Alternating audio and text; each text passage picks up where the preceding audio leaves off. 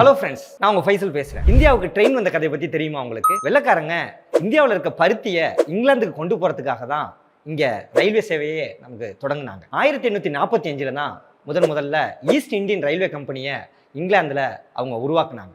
1849 east Indian railway கம்பெனிக்கும் கிழக்கிந்திய கம்பெனிக்கும் முதல் ஒப்பந்தம் கையெழுத்தானது.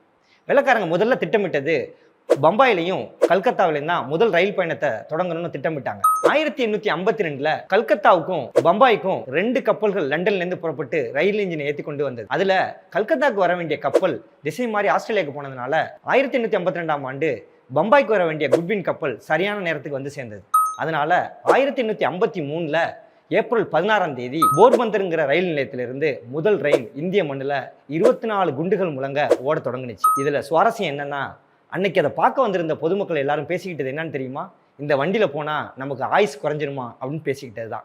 இந்த தகவலை பத்தி உங்களுக்கு ஏதாவது தெரியுமா? தெரிஞ்சிருந்தா கமெண்ட் பண்ணுங்க, பிடிச்சிருந்தா ஷேர் பண்ணுங்க.